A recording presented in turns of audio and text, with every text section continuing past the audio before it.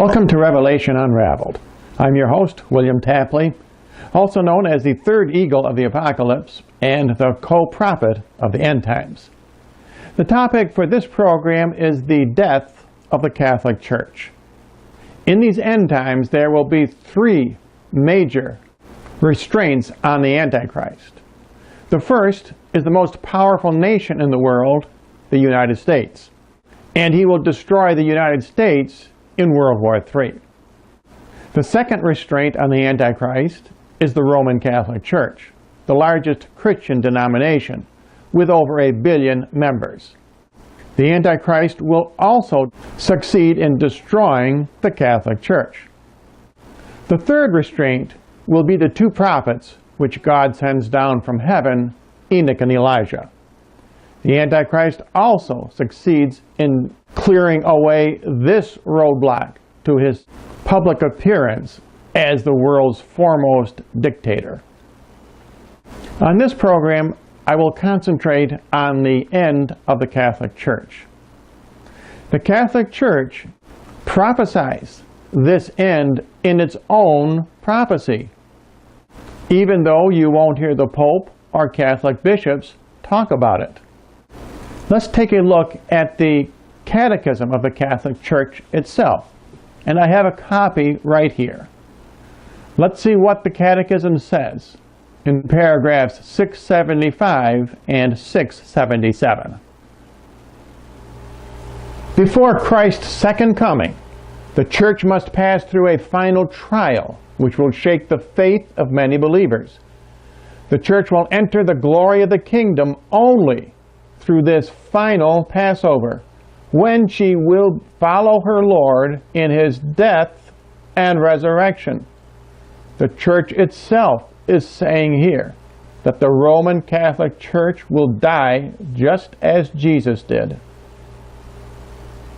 St. John also describes the destruction of the Roman Catholic Church in chapter 11 of his book of Revelation.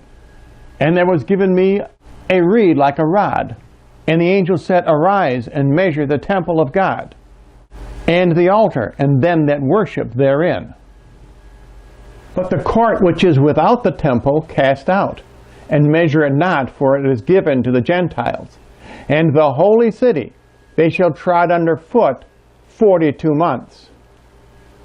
Now every Christian Bible scholar, both Catholic and Protestant, have always assumed that this holy city is Jerusalem, and the temple of God and the altar refer to a Jewish temple.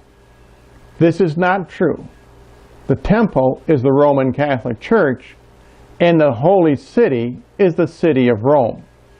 Let's see how St. John verifies this amazing prophecy. Of course, I admit the holy city should be Jerusalem because it's holy. But let's see what St. John writes in verse number 8. And their bodies, and he is talking about the two prophets, Enoch and Elijah, shall lie in the streets of the great city. Well, the great city, of course, would be Rome, because Rome was the greatest city during St. John's time, which spiritually is called Sodom and Egypt. Well, this certainly could be Rome, because Rome was a Sodom, where also their Lord was crucified. Oops, this great city can't be Rome. The great city must be Jerusalem. So now we have a problem. If the great city here is Jerusalem, then what is the holy city back in verse number 2? This is a case of reverse identification. In other words, it's like saying, if the grass is blue, then the sky must be green. Or if a lemon is sweet, then an apple must be sour. In other words, if this great city is Jerusalem, which St. John makes clear that it is, then the holy city must be Rome. Is there any verification in Revelation itself where St. John verifies that Rome will be given to the Gentiles? Let's look at chapter 17. And the 10 horns shall hate the harlot, and shall burn her with fire. Now these 10 horns represent the revived Roman Empire.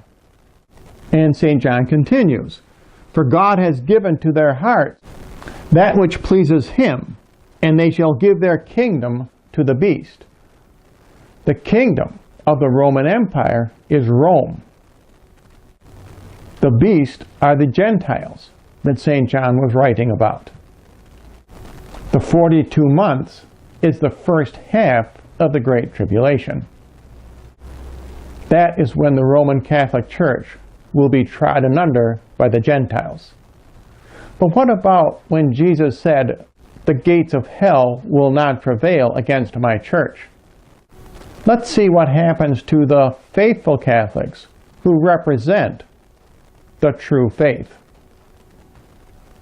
In chapter 12, verse 1, St. John writes, "And a great sign appeared in heaven, a woman clothed with the sun, and the moon under her feet, and on her head a crown of 12 stars." Now this woman is the faithful Catholic Church, and also Mary. Don't listen, by the way, to the false prophets who say that this woman represents Israel. Later on, St. John makes it clear that the seed of this woman, that is her spiritual children, have the testimony of Jesus Christ. No way does Israel have the testimony of Jesus Christ. I challenge the false prophets to go to Israel itself. Ask the Israelis. Do they consider Israel the woman clothed with the sun? I don't think so. Now let's continue with verse 6. "And the woman fled into the wilderness, where she had a place prepared by God, that they should feed her there 1,260 days. Now this 1,260 days is the same time frame we mentioned earlier that the holy city would be trod underfoot by the Gentiles. This is the first half of the Great Tribulation. It's interesting to note that in this passage the woman flees into the wilderness. In the next passage we read, she flies to her place in the desert. There is a difference between fleeing and flying. You flee from something and you fly to something. "And there were given to the woman 2 wings of a great eagle, that she might fly to her place in the desert, where she is nourished for a time, times, and half a time." In the earlier passage, the woman, that is the remnant Catholic Church, flees from the Catholic Church, which is taken over by the false prophet. In the second half of the Great Tribulation, the woman, that is the remnant Catholics, fly away from the Antichrist and to the desert. Now let's take another look at this holy city in chapter 11 of Revelations, where St. John describes a holy city, which is Rome. "And the angel said, Arise and measure the temple of God, and the altar, and them that worship therein." In other words, the angel says to only count the remnant Catholics at the heart of the church. But the church outside, that is the exterior structure of the church, will be given to the Gentiles. "But the court which is without the temple cast out." Now this court outside the temple are all the visible institutions of the Catholic Church.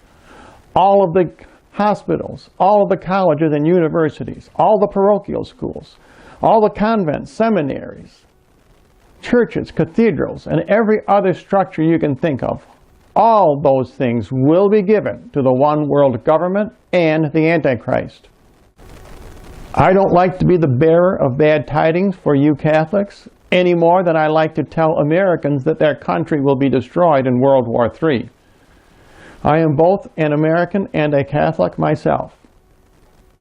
But I know that God is giving these prophecies not to scare us, but to prepare us. Now, if you would like more information, simply write to the address you see on your screen.